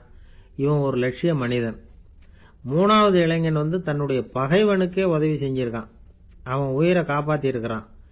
பகைவனுக்கு அருள்வதுங்கிறது ஒரு சாதாரண மனுஷனால செய்யக்கூடிய காரியம் இல்லை. பகையை மறக்கிறதும் பகைவனுக்கு அருள்வதும் தெய்வீக பண்புகள். அதனால் இவனையே உன்னுடைய மகளுக்கு ஏற்ற மாப்பிள்ளையா தேர்ந்தெடுக்கலாம் அப்படின்னு சொன்னாங்களாம். ஒரு நல்ல நாளில் அவங்களுக்கு திருமணம் நல்ல விதமாக நடந்து முடிஞ்சுதான். இது சுவாமி சின்மயானந்தர் சொல்லியிருக்கிற ஒரு கதை. இதிலிருந்து நாம் புரிந்து கொள்ள வேண்டிய ஒரு கருத்து, நமக்கு கெடுதல் பண்ணவங்களுக்கும் நாம் நல்லது செய்யணும். ஆனால் நடைமுறையில் அப்படி நம்மளால் செய்ய முடியறதில்ல. அதுதான் சிக்கல். நம்மால் ஒருத்தங்கிட்ட கேட்டேன், ஏண்டா உன்னுடைய பகைவன் ஒருத்தன் அது மாதிரி ஒரு மலைப்பாத மதகு கட்டையில் படுத்திருந்தா உடனே நீ என்ன நினைப்ப அப்படின்னு கேட்டோம். இது ஒரு அருமையான சந்தர்ப்பம்னு நினைப்பேன் அப்படின்னா. எதுக்குன்னு கேட்டோம். அவனை அந்த பக்கமாக உருட்டி கீழே தள்ளுறதுக்கு அப்படின்னா. ஒரு புகழ்பெற்ற ஜப்பானிய சாமுராய் வீரன் வாள் வீசுறதுல ரொம்ப கெட்டிக்காரன். ஒரு கடுமையான போரில் கலந்து கொண்டுட்டு களைச்சி போய் திரும்பி வந்தான். படுக்கையில் விழுந்தான். பக்கத்தில் என்னமோ சத்தம் கேட்டுது. திரும்பி பார்த்தான். ஒரு எலி அவனை முறைச்சி பார்த்துக்கிட்டு இருந்தது. உடனே வாழை உருவனா வீசினான். தப்பிச்சுட்டு ஓடி போச்சு. எவ்வளோ முயற்சி பண்ணி பார்த்தா முடியல. கடைசியில் அந்த வாள் முறிஞ்சு போனது தான் மிச்சம். ஒரு பக்கம் அவனுக்கு இது அவமானமாக போயிட்டுது, இன்னொரு பக்கம் பயமாக போயிட்டுது. எவ்வளவோ போர்களில் எதிரிகளை பந்தாடினவன் அவன் ஒரு எலிகிட்ட தோத்து போயிடுறதா அவனால் சகிச்சிக்க முடியல. மனைவி கிட்ட சொன்னான் இப்படி நடந்துட்டுதுன்னு. அவன் சிரிச்சா. உங்களுக்கு புத்தியே இல்லை, எலியை போய் யாராவது வாளால் வெட்டுவாங்களா அப்படின்னு அந்த அம்மா சொன்னதும், நீ என்ன சொல்கிறேன்னா, ஒரு பூனையை கொண்டுட்டு வந்துட்டா போதும், அதுக்கப்புறம் ஏன் எலி வரப்போகுது அப்படின்னு அந்த அம்மா. உடனே ஒரு பூனை வந்து சேர்ந்தது. அது சாதாரண பூனை இல்லை, வீர சாகசங்கள்லாம் செஞ்சு பழக்கப்பட்ட பூனை. பெரிய இடத்துல வளர்ந்தது. அதை கொண்டுட்டு வந்துட்டாங்க. அந்த பூனை குறிப்பாத்து எலி மேலே பாஞ்சுது. ஆனால் அந்த எலியை சுலபமாக தப்பிச்சு போட்டுது. அடுத்தபடியாகவும் பாயறதுக்கு முயற்சி பண்ணிச்சு அந்த பூனை. ஆனால் அந்த எலியோ ரொம்ப தந்திரமாக திடீர்னு அந்த பூனையின் முகத்துக்கு நேராக பாஞ்சுது. அவ்வளவுதான். அந்த பூனை பயந்து போய் ஒரே தாவா தாவி ஜன்னல் வழியாக வெளியில் ஓடிப்போச்சு. அந்த வீரனுக்கு இது ஒரு பெரிய அதிர்ச்சியாக இருந்தது. அடுத்தபடியாக யோசனை பண்ணான். ராஜா வளர்த்துக்கிட்டு இருந்த அரண்மனை பூனையை ஒரு நாள் இரவலா கேட்டு வாங்கிட்டு வந்தான். ஊர் உலகம்லாம் பேர் வாங்கின பூனை இது. அந்த பூனையாலும் அந்த எலியை ஒன்றும் செய்ய முடியல. வீரனுக்கு ரொம்ப அதிர்ச்சி. அந்த அரண்மனை பூனைகிட்டேயே போய் புலம்புனான். அரண்மனை பூனையே, நீயே தோத்து போயிட்டியே, இனிமே நான் என்ன செய்ய முடியும்னா. அந்த பூனை சிந்திச்சுது. அப்புறம் சொல்லிச்சு, இந்த காரியத்துக்கு இந்த மேல்மட்ட விவகாரம்லாம் சரிப்பட்டு வராது. சாதாரண வீட்டு பூனை கிடைச்சதுன்னா அதை கொண்டுட்டு வந்து விட்டுப்பார் அப்படின்னது. சாதாரண பூனையால் என்ன செஞ்சிட முடியும்னா இவன் நம்பிக்கை இல்லாம. இப்போ அந்த அரண்மனை பூனை சொல்லிச்சு, பெரிய வீட்டு பூனையெல்லாம் நல்லா சாப்பிட்டு தூங்கி பழக்கப்பட்டிருக்கோம். அதுக்கெல்லாம் ராஜதந்திரம் தெரியும். ஆனால் எலி பிடிக்க தெரியாது. அதுக்கான வளர்ப்பும் இல்லை, பயிற்சியும் இல்லை. ஏன்னா அதுக்கெல்லாம் பசி கிடையாது. சாதாரண வீட்டு பூனை அப்படி இல்லை. பசிக்கு ஆகாரம் தேடி அலையும். எலிகளை பிடிச்சி சாப்பிட்டுட்டு தான் உயிர் வாழும். அதனால் அதுகளுக்கு எலியை பிடிக்கிற எல்லா உத்திகளும் தெரியும், எங்களுக்கு தெரியாது அப்படின்னது. அது சரியே, அதுவும் பூனை தான், நீயும் பூனை தான். அதால் முடிகிற காரியம் ஏன் உன்னால் முடியல அப்படின்னு கேட்டான் இவன். இதுக்கு அந்த பூனை சொல்லிச்சு, இதே கேள்வியை நானும் கேட்டேன். உன்னுடைய தந்திர முறை என்னன்னு கேட்டேன். அதுக்கு பதில் சொல்லாமல் படுத்து தூங்கி போச்சு. அதை மறுபடியும் எழுப்பி கேட்டேன். அதுக்கு கோவம் வந்துட்டுது. இதில் என்ன தந்திர முறை வேண்டியிருக்கு? நான் ஒரு பூனை, அவ்வளவுதான். பூனைன்னா பூனை, பூனை எலியை பிடிக்கும், நான் எலியை பிடிக்கிறேன், அவ்வளவுதான்னுது அப்படின்னு சொல்லி விவரமாக சொல்லிச்சு அந்த அரண்மனை பூனை. உடனே ஒரு சாதாரண பூனையை கொண்டுட்டு வந்துட்டாங்க. கொண்டாந்து விட்டா அது பார்க்கறதுக்கு ரொம்ப சாதாரணமாக தெரிஞ்சுது. இந்த வீரனுக்கு நம்பிக்கை வரல. இருந்தாலும் அதை கொண்டுட்டு வந்து வீட்டுக்குள்ளே விட்டான். ஒரே நிமிஷம் அந்த எலியை கவிட்டு வெளியில் ஓடி போச்சு. மேலிடத்து பூனைகள்லாம் இதை வேடிக்கை பார்த்துக்கிட்டு வெளியில் நின்றுக்கிட்டு இருக்குது. எல்லாரும் மெதுவாக அந்த பூனையை நெருங்கி, உங்ககிட்ட அப்படி என்ன தனிப்பட்ட திறமை, அதோட ரகசியம் என்னன்னு கேட்டாங்க. அந்த சாதாரண பூனை ரொம்ப சாதாரணமாக சொல்லிச்சான், அதெல்லாம் எனக்கு தெரியாது, நான் பூனை, அவ்வளவுதான், நீங்களும் பூனையா இருங்க அப்படின்னு சொல்லிவிட்டு அந்த பூனை தன்னுடைய வாயில கவிய எலியோடு அங்கிருந்து நடந்து போச்சு. இந்த கதையிலிருந்து நாம புரிஞ்சிக்க வேண்டிய தத்துவம் என்னன்னா, நீயாக இரு. இதுதான் அந்த தத்துவம். நம்ம ஒவ்வொருத்தருக்கு உள்ளேயும் ஒரு தனித்தன்மை இருக்கு. இதை அவங்கவுங்க புரிஞ்சுக்கிட்டு உண்மை இயல்பு புரிஞ்சுக்கணும். நம்முடைய இயல்பு என்னங்கிறது நமக்கு தெரியணும். அதை கண்டுபிடிக்கிறது தான் உண்மையான கலை. ஒரு பெரிய மனுஷன் வாயை அகலமாக திறந்து வச்சுட்டு தூங்கிட்டு இருந்தான். உடனே ஒரு எலி உள்ளே பூந்துட்டு தான். வீட்டு வேலையாள் டாக்டருக்கு ஃபோன் பண்ணான், எங்கள் முதலாளி வாய்க்குள்ளே ஒரு எலி பூந்துட்டுது டாக்டர் அப்படின்னா. நான் உடனே புறப்பட்டு வரேன், அதுக்கு முன்னாடி நீ ஒரு ரொட்டி துண்டை எடுத்து ஒரு வாய்க்கு முன்னாடி காட்டு, உள்ளே போன எலி வெளியில் வந்துடும்னார் டாக்டர். சரின்னு சொல்லிவிட்டான். கொஞ்ச நேரத்தில் டாக்டர் அங்கே போய் சேர்ந்தார். அப்போ வேலைக்காரன் ஒரு பெரிய மீனை அவர் வாய்க்கு நேராக இப்படியும் இப்படியும் ஆட்டிக்கிட்டு இருந்தான்.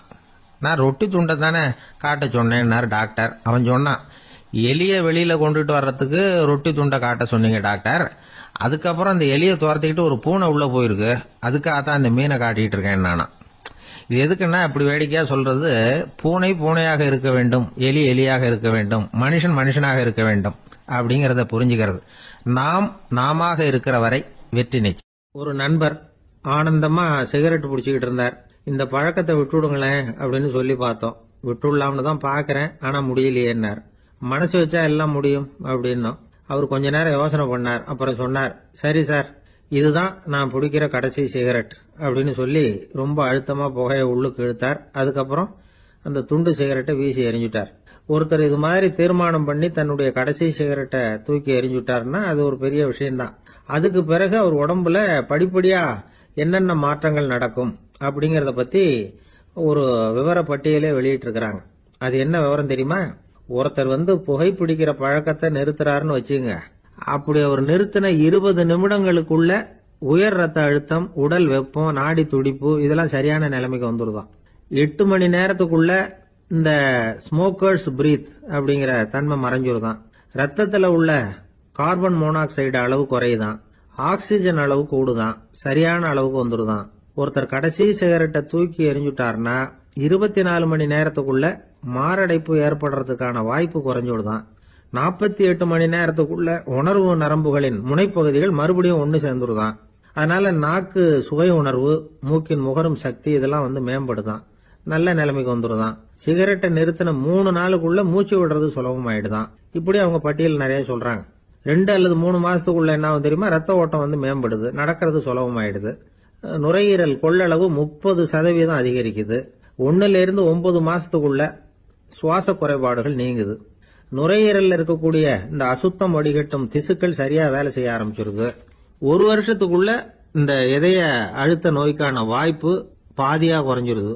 இந்த சிகரெட்டை நிறுத்தின 5 வருஷத்துக்குள்ள ஒரு நாளைக்கு 1 பாக்கெட் சிகரெட் பிடிக்கிறவர்கள்ல நுரையீரல் புற்றுநோயினால சாகிறவர்கள் எண்ணிக்கை பாதியா குறைஞ்சிருது. புற்றுநோய் செல்கள் சீரமைக்கப்படுது.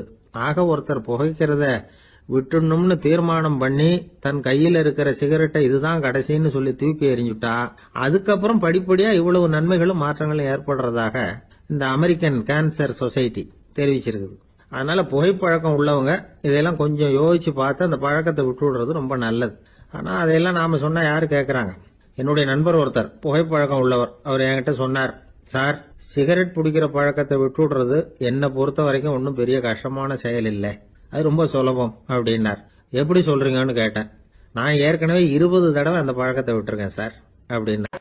ஊர்ல ஒரு சிற்பி இருந்தார். சிற்பின்னா அவர் ரொம்ப திறமை உள்ளவர். அதாவது எங்கேயாவது ஒரு கல்லு கிடந்தா போதும், அதை அப்படியே எடுத்துட்டு வருவார். கொஞ்ச நாள் கழிச்சு அவர் இடத்துக்கு போய் பார்த்தா அழகா ஒரு சிற்பம் உட்கார்ந்துருக்கும். இந்த கல்லா கிடந்தது சிற்பமா மாறி இருக்கும். அந்த அளவுக்கு பண்ணிவிடுவார். அப்பேற்பட்ட சிற்பி. எப்படிங்க அவ்வளவு மோசமான ஒரு கல்லுல இருந்து இவ்வளவு அழகா ஒரு சிற்பத்தை உங்களால வடிக்க முடிஞ்சது அப்படின்னு கேட்டா, அது ஒன்றும் பெரிய விஷயம் இல்லைங்க. இந்த சிற்பம் ஏற்கனவே அந்த கல்லுக்குள்ள இருந்தது.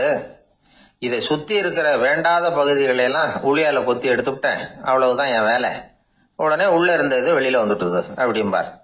அந்த அளவுக்கு திறமைசாலி. ஒரு சின்ன பாறை இல்லைன்னா கருங்கல்ல பார்த்துட்டாருன்னா போறோம், விடமாட்டார். அந்த கல்லோட அமைப்பை கவனிச்சு பார்த்துட்டு இதுக்குள்ள ஒரு வீரன் ஒளிஞ்சிருக்காம்பார். அவர் கண்ணுக்கு தெரியும். இந்த கல்லுக்குள்ள ஒரு துறவி உட்கார்ந்துருக்காரும்பார். நமக்கெல்லாம் வெறும் கல்லாதான் தெரியும். இந்த கல்லுக்குள்ள ஒரு நடன மங்கை நடனம் ஆடிக்கிட்டு இருக்கா அப்படிம்பார். உடனே அந்த கல்லை கொண்டுகிட்டு வருவார். அவர் சொன்னது மாதிரியே உள்ள இருக்கிற அவங்களையெல்லாம் வெளியில கொண்டுட்டு வந்துருவார். அதாவது வேண்டாத பகுதிகளை எல்லாம் கொத்தி எடுத்துருவார். அவரு மொழியில சொல்ல போனா, இந்த சிற்பிக்கு ரொம்ப நாளா மனசுக்குள்ள ஒரு ஆசை. அதாவது உண்மை, தூய்மை, இதுக்கு உதாரணமா இருக்கக்கூடிய புத்தர் சிலைய வடிக்கணும் அப்படிங்கிறது அவரோட ஆசை. ஆனா அந்த ஆசை நிறைவேறாமலே இருந்துகிட்டு வந்தது. அதுக்கு என்ன காரணம்னா, அதுக்கு தகுந்த மாதிரி ஒரு கல்லு கிடைக்கல. கல்லு கிடைச்சா அதை செஞ்சிருவாரு. ரொம்ப காலமா அங்கங்க தேடி அலைஞ்சார். இந்த புத்தர் சிலை வடிக்கிறதுக்கு பொருத்தமா ஒரு கல்லு கிடைக்குமா அப்படின்னு சொல்லி கண்ணுல படுற கல்லையெல்லாம் உத்து உத்து பார்ப்பார். உள்ள புத்தர் இருக்காரான்னு கவனிப்பார். இருக்கிற மாதிரி எதுவும் தெரியல அவர் கண்ணுக்கு. சரி, இதுக்கு என்ன செய்யலாம்னு யோசனை பண்ணார். நேரா ஒரு புத்த மடாலயத்துக்கு போனார். அங்க இருக்கிற ஒரு புத்த துறவியை சந்திச்சார். அவர்கிட்ட விசாரிச்சார், சுவாமி, புத்தரின் தூய்மை ஒளிஞ்சிருக்கிற அந்த கல் எங்க கிடைக்கும் அப்படின்னார். அந்த கல் இருக்கிற இடம் எதுன்னு இன்னமும் உங்களுக்கு தெரியலையா அப்படின்னு கேட்டார் துறவி. இல்லைங்க, அதுக்காகத்தான் அலைஞ்சிக்கிட்டு இருக்கிறேன் அப்படின்னாரு இவரு. சரி, கவலைப்படாதீங்க, ஏன் கூட வாங்க காட்டுறேன் அப்படின்னு அழைச்சிட்டு போனார்.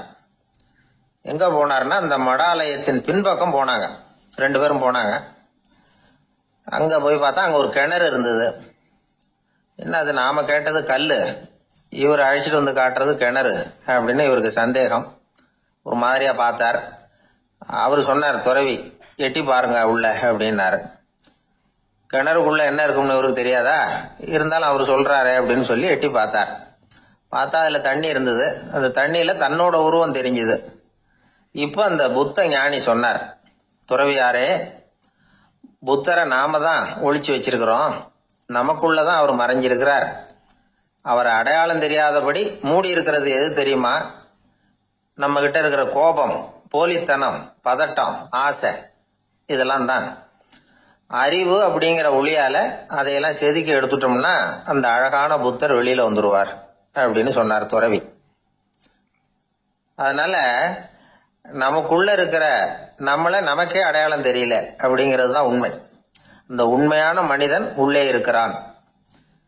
இவரு கல்லை பார்த்துட்டு உள்ள யார் இருக்காங்கிறது அவருக்கு தெரிஞ்சது சிற்பிக்கு. ஆனா உண்மையான புத்தர் எங்க இருக்காருங்கிறத அவரால் அடையாளம் கண்டுபிடிக்க முடியல. அப்படிதான் பல பேர் இன்னைக்கு இருந்துகிட்டு இருக்கிறோம். ஒரு அப்பா தன்னுடைய பிள்ளைக்கு புத்தி சொன்னார், அதோ பாருப்பா, மனசுதான் கல்லு, அறிவு தான் ஒளி.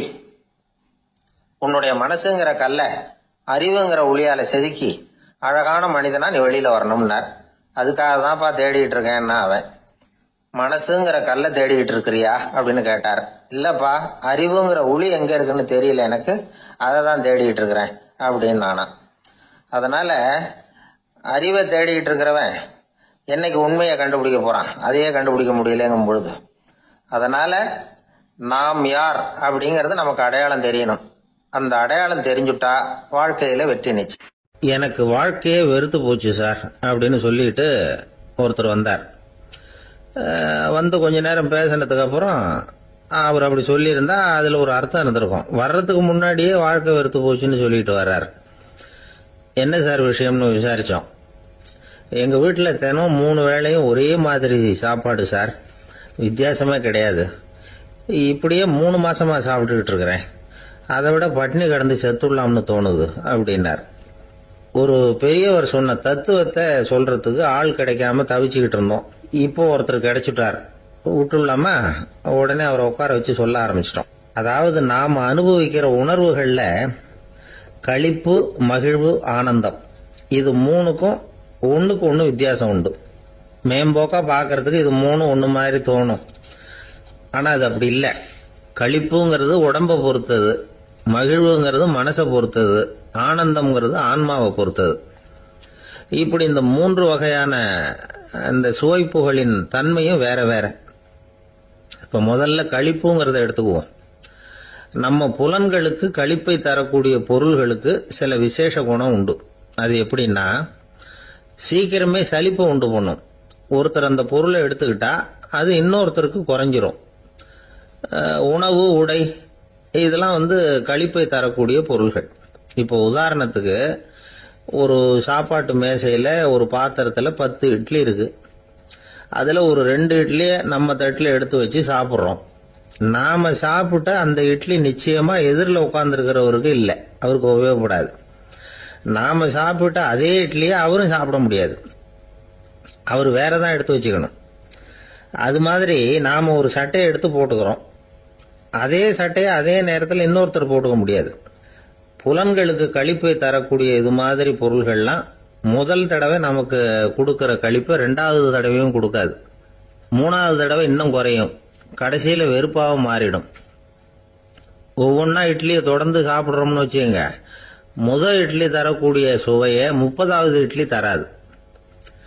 முதல் தடவை புது சட்டையை போட்டுக்கிறப்ப நமக்கு இருக்கிற களிப்பு அதே சட்டையை 100வது தடவையா போட்டுக்கிறோம்னு வைங்க, அப்ப இருக்குமா? இருக்காது.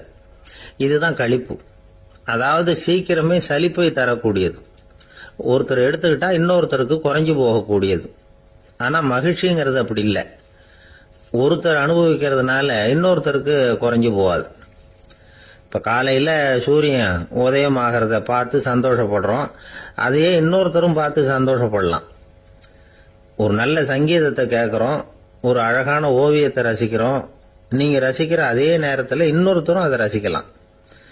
அதனால் அது குறைஞ்சி போகிறதில்ல. இது மகிழ்வு. ஆனால் ஒன்று, ஒரே பாடலை திரும்ப திரும்ப கேட்டுக்கிட்டு இருந்தால் கடைசியில் அலுப்பு தட்டும். அதாவது மகிழ்வுங்கிறது எப்படின்னா, மற்றவங்களோட பகிர்ந்து கொள்றதுனால குறையாது. ஆனால் ஒரே பொருள் மீண்டும் மீண்டும் அனுபவிப்ப தர்றப்போ முதல்ல மகிழ்வு அதிகரித்து அதுக்கப்புறம் அது மங்கி மறைஞ்சு போயிடும். இதுதான் அந்த மகிழ்வுங்கிறதுக்கு இலக்கணம். சரி, இப்போ மூணாவதா சுகம் தரக்கூடிய ஆனந்தம்ங்கிறது எப்படின்னா, இது நமக்கு உள்ளே இருந்து சுரக்கிறது. மனசு சலனங்கள்ல இருந்து விடுபடுறப்போ இந்த ஆனந்தம் நமக்கு கிடைக்கும். இது நிலையான சுகம், ஆத்ம சுகம். களிப்பிலிருந்து மகிழ்வுக்கும், மகிழ்விலிருந்து ஆனந்தத்துக்கும் செல்றது தான் மனிதன் நடத்த வேண்டிய முக்கியமான பயணம். இவ்வளவு விஷயத்தையும் கேட்டுட்டு இந்த காலத்து பையன் ஒருத்தன் வந்தான். சார், இப்போ நீங்க ஒரு சாப்பாட்டு மேசையில ஒரு 10 இட்லி வைக்கிறீங்க, என்ன உட்கார வைங்க, எதிரில் இன்னொருத்தனை உட்கார வைங்க, நான் களிப்பு மகிழ்வுலாம் தாண்டி நேரடியா ஆனந்தத்துக்கு பயணம் பண்ணி காட்டுறேன் அப்படின்னா. ஒன்னும் புரியல அவன் சொன்னது. அது எப்படி, என்ன பண்ணுவ நீ அப்படின்னு சொல்லி கேட்டோம் ஆச்சரியமா. 2 இட்லி சாப்பிட்டா தானே சார் களிப்பு, நான் 10 இட்லியும் மொத்தமா சாப்பிட்டுருவேன், அடுத்தவனுக்கு எதுவும் கிடைக்காது, அவனுக்கு கிடைக்காதபடி நாமே சாப்பிட்டுறோம்ல, அதுதானே நமக்கு ஆனந்தம் அப்படின்னு அதுக்கு ஒரு விளக்கம் சொல்றோம். ரொம்பவும் அடிபட்டு அல்லல் போட்டுக்கிட்டு இருக்கிற ஒருத்தர் வந்தார். மனசு ரொம்பவும் நொந்து போய் பேசினார்.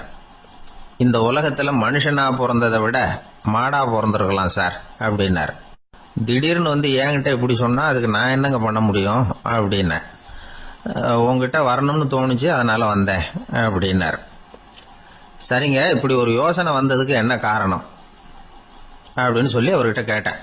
அதுக்கு அவர் சொன்னார், என் பையனுக்கு வேலை தேடுறேன் கிடைக்கல, பொண்ணுக்கு மாப்பிள்ளை தேடுறேன் கிடைக்கல, வீடு கட்டுறதுக்கு கடன் கேட்கறேன் கிடைக்கல, மாடா பிறந்திருந்தா இது மாதிரி கவலையெல்லாம் கிடையாதுல்ல, பேசாம வைக்கோலை தின்னுகிட்ட அசை போட்டுக்கிட்டே கடந்துள்ளாமே அப்படின்னாரு அலட்சியமா.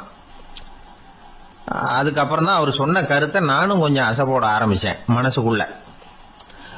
இப்போ இயற்கையை பொறுத்த வரைக்கும் அது நாம எல்லாரும் மகிழ்ச்சியா வாழணும் அப்படின்னு தான் விரும்புது. விலங்குகள், பறவைகள், தாவரங்கள், அப்புறம் மற்ற உயிரினங்கள் எல்லாமும் நல்லபடியா இருக்கணும் அப்படிங்கிறது தான் இயற்கையோட விருப்பம். அதுல ஒன்றும் சந்தேகம் இல்லை. இயற்கையோட அமைப்பை கொஞ்சம் கவனிச்சு பார்த்தா அதை நாம நல்லா புரிஞ்சுக்கலாம். இருந்தாலும் இந்த ஆள் சொன்னதை கேட்ட பிறகுதான் ஒரு முக்கியமான வேறுபாடு புரிஞ்சுது. அதாவது, இந்த உலகத்துல உள்ள முக்கியமான பிரச்சனைகள் 6. அந்த 6 பிரச்சனைகளும் ஆடு மாடுகளுக்கு கிடையாது, மரம் செடி கொடிகளுக்கு கிடையாது. ஆனா மனுஷன் அந்த 6 பிரச்சனைகளையும் சந்திக்க வேண்டியிருக்கு. சரி, அந்த 6 பிரச்சனைகள் என்னென்ன தெரியுமா? முதல்ல, இந்த ஆடு மாடுலாம் நமக்குன்னு சொந்தமா ஒரு வீடு இல்லையே அப்படின்னு கவலைப்பட்டுக்கிட்டு இருக்கிறது இல்ல. ஆனா மனிதனுக்கு வீடு தேவைப்படுது. இது ஒரு வித்தியாசம். இப்ப 2வது பிரச்சனை என்னன்னா ஆடை பிரச்சனை. ஒரு கோழியோ சேவலோ நாம போட்டுக்கிறதுக்கு ஒரு சட்டை இல்லையே அப்படின்னு கவலைப்படுறது இல்ல. ஆனா மனுஷனுக்கு அந்த கவலை உண்டு. சரி, இப்ப 3வது என்னன்னு பார்த்தா கல்வி பிரச்சனை. ஒரு பசுமாடு கவலையோட நின்றுகிட்டு இருக்கு அப்படின்னு வச்சுக்குவோம். நீங்க அதுகிட்ட போய், ஏன் பசுமாடை கவலையோட நின்றுகிட்டு இருக்கிற அப்படின்னு கேட்குறீங்க. என் கண்ணுக்குட்டிக்கு எல்கேஜியில் இடம் கிடைக்கல, டொனேஷன் கொடுக்கறதுக்கு கையில் பணமும் கிடையாது, சிபாரிசுக்கு யாரை பிடிக்கிறதுன்னு தெரியல, இப்படியா சொல்லிட்டு இருக்கோம். அதுக்கு அந்த கவலையெல்லாம் கிடையாது. ஆனால் மனிதனுக்கு அந்த கவலை உண்டு. 4வது என்னன்னு பார்த்தீங்கன்னா வேலை வாய்ப்பு பிரச்சனை. வேலை கிடைக்கலையே அப்படின்னு வேப்ப மரம் கவலைப்படுறது இல்லை, ஆனால் மனுஷன் கவலைப்படுறான். 5வது என்னன்னு பார்த்தா கல்யாண பிரச்சனை. எரும மாடு, பசுமாடு எல்லாம் பொண்ணுக்கு மாப்பிள்ளை தேடிட்டாலே இது பேப்பர்ல மணமகன் தேவை அப்படின்னு விளம்பரமா கொடுக்குது, அதெல்லாம் கிடையாது. 6வது என்னன்னு பார்த்தீங்கன்னா பணம் சம்பந்தமான பிரச்சனை. ஆடு மாடுலாம் பணத்தை சேமிக்கணும்னோ ஏதாவது நிதி நிறுவனத்தில் முதலீடு பண்ணணும்னோ நினைச்சுக்கிட்டு இருக்கிறது இல்லை. பணத்தை எப்படி காப்பாத்துறது அப்படிங்கிற கவலையும் அதுகளுக்கு கிடையாது. குதிரை குளம்போட பிறகுது, அதனால அது காடு மேடெல்லாம் கவலை இல்லாம தெரியலாம். ஆடு உடம்புல ரோமத்தோட பிறகுது, அதனால அது குளிரை பத்தி கவலைப்பட வேண்டிய அவசியம் இல்லை. ஆனா மனுஷனை பாத்தீங்கன்னா அவன் தான் ஒண்ணுமில்லாம பிறக்கிறான். ஏன் இந்த பாகுபாடு அப்படின்னு கேட்டா இத பத்தி கொஞ்சம் சிந்திச்சு பார்க்கணும். அதாவது இந்த சந்தேகத்தை ஒரு பெரியவர்கிட்டையும் கேட்டேன். அவரு சொன்னார் இதுக்கு பதில். அவர் இதே கேள்வியை இயற்கை கிட்ட கேட்டாராம். இயற்கை பதில் சொல்லிச்சான். வேற யாருக்கும் கொடுக்காத ஒரு வலுவான கருவிய, ஒரு பவர்ஃபுல் வெப்பன் மனுஷனுக்கு கொடுத்துருக்கிறேன்னு, அந்த கருவியை உபயோகப்படுத்தி அந்த 6 பிரச்சனை மட்டும் இல்ல 6 கோடி பிரச்சனைகள் இருந்தாலும் அதையெல்லாம் சமாளிக்கலாம். அது கருவி என்ன தெரியுமா? அதுதான் 6வது அறிவு. அதை உபயோகப்படுத்தினா காலுக்கு செருப்பு தயார் பண்ணிக்கலாம், குளிருக்கு போர்வை தயார் பண்ணிக்கலாம், என்ன வேணும்னாலும் செய்யலாம் அப்படின்னு இயற்கை பதில் சொல்லிச்சான். அதனால நாம செய்ய வேண்டியது என்னன்னா, இயற்கையை முதல்ல சரியா புரிஞ்சுக்கணும். இயற்கையின் படைப்பையே நாம சரியா புரிஞ்சுக்கிறது இல்லையா, அதுதான் வேதனை. இந்த கதையை கேளுங்க. இப்ப நகரத்திலிருந்து ஒரு ஆளு கிராமத்துக்கு வந்தான். அங்க ஒரு சிறுவன் மாடு மேய்ச்சிக்கிட்டு இருந்தான். நகரத்து ஆள் சொன்ன, எவ்வளவு அழகான பசு, அது சரி இதுக்கெல்லாம் ஏன் கொம்பு இல்லைன்னா. இதுக்கு அந்த பையன் பதில் சொன்னான், பசுமாட்டுக்கு கொம்பு இல்லாததுக்கு பல காரணங்கள் உண்டு. கண்ணுக்குட்டியா இருந்தா கொம்பு இருக்காது, பசு வளர்ந்து பெருசானதுக்கு அப்புறம் தான் கொம்பு முளைக்கும், இது ஒரு காரணம். சில சமயம் வளர்ற கொம்பு எடுத்து விடுறது உண்டு, அது ஒரு காரணம். ஆனா இதுக்கு ஏன் கொம்பு இல்லைன்னு கேக்குறீங்க, அதுக்கு என்ன காரணம்னா இது பசு இல்ல குதிரை அப்படின்னானா. கிபி 1078 வருஷம் மார்ச் மாதம் 19ஆம் தேதி திங்கட்கிழமை அதிகாலை நேரம் ஒரு குழந்தை பிறந்தது. எங்க தெரியுமா? காஸ்பியன் கடலுக்கு தெற்கே பாரசீக மொழி வழங்கிய தபரிஸ்தான் மாநிலத்துல ஜீலான்ங்கிற புனித நகர், அதோட புறநகர் பகுதியில உள்ள நீப்புங்கிற ஊர்ல தான் அந்த குழந்தை பிறந்தது. அந்த இடம் இப்போ ரஷ்யாவில் இருக்கு. அந்த குழந்தை யாருன்னு நினைக்கிறீங்க? அதுதான் முஹித்தீன் பெருமான், ஆன்மீக சாதனைகள் புரிந்த மகான் முஹித்தீன் ஆண்டகை. தன்னுடைய 18வது வயசுல உயர்கல்விக்காக ஜீலான் நகரத்தை விட்டு பகுதாத் நகரத்துக்கு புறப்பட்டு போறார். இளம் பிராயம் தானே, அதனால துணைக்கு ஒரு வர்த்தக கூட்டத்தோட சேர்ந்து போயிட்டு இருக்கிறார். ரொம்ப தூரம் போகணும், ஒவ்வொரு இடமா தங்கி தங்கி போயிட்டு இருக்கிறாங்க. ஒரு இடத்துல ஒரு கொள்ளை கூட்டம் பயங்கரமான ஆயுதங்களோட அவங்கள வழிமறிச்சுட்டுது. அந்த வர்த்தக கூட்டம் வச்சிருந்த பொருள்களை எல்லாம் அவங்க பறிச்சு விடுறாங்க. இவங்களும் பயந்துகிட்டு இருந்தது எல்லாத்தையும் அவங்க கிட்ட கொடுத்துடுறாங்க. முஹித்தீன் ஆண்டகை மட்டும் இதையெல்லாம் பார்த்துக்கிட்டு தனியா ஒதுங்கி நிக்கிறார். ஒரு 18 வயசு பையன் மட்டும் இப்படி தனியா அநாத சிறுவன் மாதிரி நின்றுட்டு இருக்கிறத அந்த கொள்ளை கூட்டத்துல இருந்த ஒருத்தன் பாக்குறான். கிட்ட நெருங்கி வர்றான். அலட்சியமாவும் கிண்டலாவும் உங்ககிட்ட ஏதாவது இருக்குதா அப்படின்னு கேக்குறான். இவங்கிட்ட என்ன இருக்க போகுது அப்படிங்கிற நம்பிக்கையில அவன் அப்படி கேக்குறான். உடனே இவரு ஓ இருக்குதே, என்கிட்ட 40 தீனார் இருக்கு அப்படிங்கிறார். இப்படி சொல்லியும் அந்த கொள்ளைக்காரனுக்கு நம்பிக்கை வரல. என்னிடம் விளையாடாத, பொய் சொல்லாத, உண்மையை சொல்லு அப்படிங்கிறான் அவன். உண்மையைத்தான் சொல்றேன், என்கிட்ட 40 தீனார் இருக்கு அப்படிங்கிறார் இவர். எங்க வச்சிருக்கிற அப்படின்னு கேக்குறான். சட்டையின் விழாப்புறத்துல உள்ள பகுதியில அதை வச்சு தச்சிருக்கிறாங்க அப்படின்னு உண்மையை சொல்றார். உடனே கொள்ளை கூட்ட தலைவன் அதை கத்தியால கீறிப்பார் அப்படின்னு உத்தரவு போடுறான். அந்த சட்டையை கிழிக்கிறாங்க. உள்ள இருந்து 40 பொற்காசுகளும் பொல பொலன்னு கீழே கொட்டுச்சு. அதை பார்த்த உடனே அந்த கொள்ளை கூட்ட தலைவன் மலைச்சு போய் நின்னுட்டான். காசை பார்த்துட்டு அவன் மலைச்சு போல, பொய் பேசாத அந்த பையனோட நேர்மையை பார்த்துட்டு அவன் அப்படி நின்னான். மெதுவா அந்த பையன் கிட்ட வந்தான். ஏன்பா நீ என்ன பணக்கார குடும்பமா அப்படின்னு கேட்டான். அப்படிலாம் இல்ல, எனக்கு அப்பா இல்ல, அம்மா மட்டும்தான் உண்டு. எங்க அப்பா எனக்குன்னு விட்டு போன சொத்தே இந்த 40 தீனார் தான் அப்படின்னாரு இவர். அப்படி இருந்துமா உண்மை பேசணும்னு ஆசைப்பட்டேன், என்கிட்ட ஒண்ணும் இல்லைன்னு ஒரு வார்த்தை சொன்ன உன்னை விட்டுருப்போமே அப்படின்னா அவன். அப்படி இல்லைங்க, நான் இறைவன் திருநாமத்தை அறியக்கூடிய கல்வி ஞானத்துக்காக இப்ப போயிட்டு இருக்கிறேன். இறைவன் திருநாமத்தை உச்சரிக்க வேண்டிய நாவால பொய் பேசக்கூடாதுன்னு எங்க அம்மா சொல்லி இருக்கிறாங்க. அதனால நான் எப்பவுமே பொய் சொல்ல மாட்டேன் அப்படின்னு என்னுடைய தாய்க்கு வாக்கு கொடுத்திருக்கிறேன் அப்படின்னாரு அவர். முஹித்தீன் பெருமான் வார்த்தைகளை கேட்ட அந்த கொள்ளையர்கள் மனம் திருந்தி நல்லவங்களா ஆயிடுறாங்க. அந்த கொள்ளையர் தலைவன் பிற்காலத்துல ஒரு பெரிய மகான் ஆயிடுறார். பெரியவர்கள் வாழ்க்கையில நடக்கிற இது மாதிரி சம்பவங்கள் தான் நாம நல்ல விதமா வாழறதுக்கு துணையா இருக்கும். அந்த காலத்துல கொள்ளையர்களே பெரியவங்க செயலை பார்த்து மனம் திருந்தி இருக்கிறாங்க. இந்த காலத்துல யார் இப்படி இருக்கிறா? இந்த காலத்துல மகான் ஒருத்தரை பார்த்தேன், எனக்கு வேண்டியப்பட்ட மகான். ஏங்க நீங்களும் மகான் ஆகிறதுக்கு முன்னாடி கொள்ளை அடிச்சுட்டு இருந்தீங்களா அப்படின்னு கேட்டேன். அவர் மெதுவா கண்ணை திறந்து என்ன நிமிந்து பார்த்தார். அப்படி இல்லப்பா, நான் கொள்ளை அடிக்கிறதுக்காகத்தான் மகானாவே ஆகி இருக்கிறேன் அப்படின்னு சொல்லிவிட்டு மறுபடியும் கண்ணை மூடிட்டார். ஒரு நண்பர்கிட்ட பேசிக்கிட்டு இருந்தேன். அவருடைய உறவினர் ஒருத்தர் ஒரு நேர்முக தேர்வுக்கு போயிருந்தாராம், இன்டர்வியூக்கு. ரொம்பவும் பொறுப்பாகவும் கவனமாகவும் செயல்பட வேண்டிய பதவிக்கான நேர்காணல் அது. இவர் எழுத்து தேர்வுல ஏராளமான மதிப்பெண்கள் வாங்கிவிட்டார். அதனால அதை பத்தி கவலை இல்லை. இப்ப நேர்முக தேர்வுல தேர்வு பெறணும். ஏராளமான சான்றிதழ்கள் வச்சிருந்தார். நேர்காணல்ல கேட்கப்பட்ட எல்லா கேள்விகளுக்கும் சரியான பதில தான் சொன்னார். இருந்தாலும் பாருங்க, அந்த நேர்முக தேர்வுல அவர் தேர்ந்தெடுக்கப்படல. என்ன காரணம் அப்படின்னு பின்னாடி விசாரிச்ச போதான் விவரம் தெரிஞ்சுதான். அது என்ன ஆயிருக்குதுன்னா, அந்த நேர்காணலின் போது இவர் நடந்துகிட்ட முறையில சில தவறுகள் நடந்து போச்சான். முக்கியமா 2 தவறுகள். ஒண்ணு, அவங்க ஒரு கேள்வியை கேட்டு முடிக்கிறதுக்குள்ளேயே இவர் பதில் சொல்ல ஆரம்பிச்சுட்டாராம். 2வது என்னன்னா, இவர் நாற்காலியில தாராளமா இயல்பா சாஞ்சி உட்காராம நாற்காலி முனையில உட்கார்ந்து இருந்தாராம். இந்த 2 விதமான செயல்பாடுகளும் இவர் அவசரப்படுறவர், பதற்றப்படுறவர் அப்படிங்கறதுக்கான அடையாளங்கள். அதாவது கேள்வியை கேட்டு முடிக்கிறதுக்குள்ளேயே முந்திக்கிட்டு பதில் சொல்றது. 2வது, நாற்காலியில இயல்பா தாராளமா உட்காராம நாற்காலி முனையில உட்கார்றது. பார்க்க போற வேலைக்கு அவசரம், பதற்றம் இது 2 இருக்கப்படாதான். அதனால மார்க் இருந்தும் சர்டிபிகேட் இருந்தும் அந்த வேலை வாய்ப்பு அவருக்கு கிடைக்கல. வேலை கொடுக்கறவங்க நம்ம கிட்ட இருந்து என்னதான் எதிர்பார்க்கறாங்க, இத தெரிஞ்சு வச்சுக்கிறது நல்லது. முதல்ல மற்றவர்களுடன் தொடர்பு கொள்ளும் திறமை, அதாவது எபிலிட்டி டு கம்யூனிகேட். நீங்க நினைக்கிறத அழகா தொகுத்து வகைப்படுத்தி சொல்ல தெரியுதான்னு பாப்பாங்க. உங்க திட்டங்களை அடுத்தவங்க ஏற்றுக்கொள்ளக்கூடிய விதத்துல வெளிப்படுத்துறதுக்கு உங்களால முடியுதான்னு பாப்பாங்க. இதுக்கு என்ன செய்யறது? குழப்பம் இல்லாம சிந்திக்கணும், குழப்பம் இல்லாம பேசணும். 2வது விஷயம் என்னன்னா புத்திசாலித்தனம், அதாவது இன்டெலிஜென்ஸ்.